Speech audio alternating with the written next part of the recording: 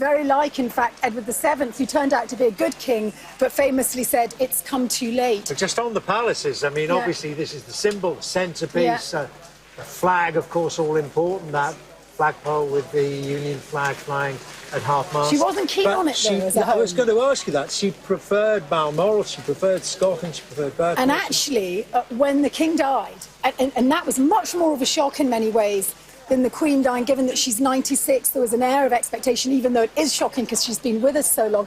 Her father, just 56, the press very much covered up his illness. He'd done a full day of shooting. When Churchill heard, he said, bad news, it's the worst.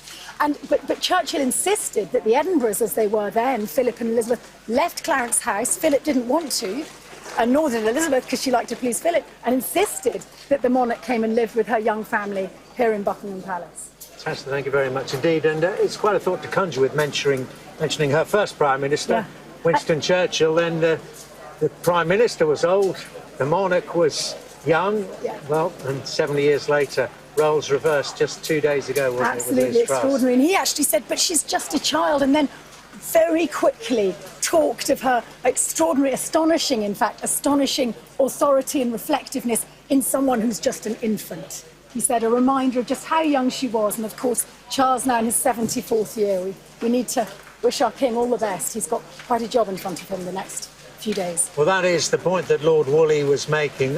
A lot of it formality, a lot of it set in stone, a lot of it pre-planned, a lot of it procedure that has been long discussed. But if you think there was Bertie, or Edward VII as he became, saying, oh, it's come too late, he was 59. Prince Charles is in his 74th year. He will, of course, be visiting all 4 nations in Britain, and that's before we talk about the Commonwealth. Tessa, for the time being, thank you very, very much indeed.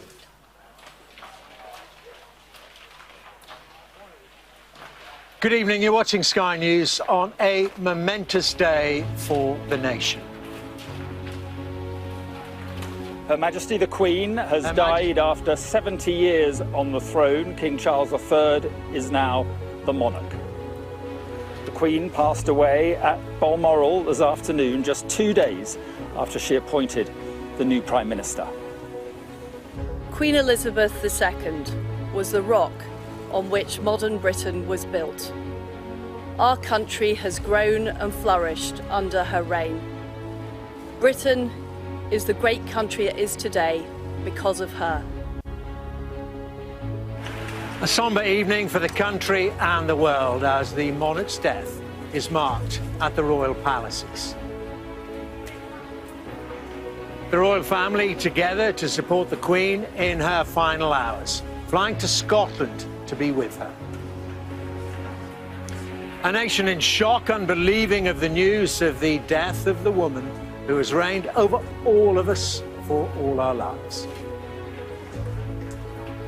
And we'll take a first look at tomorrow's historic front pages a bit later on in our press preview.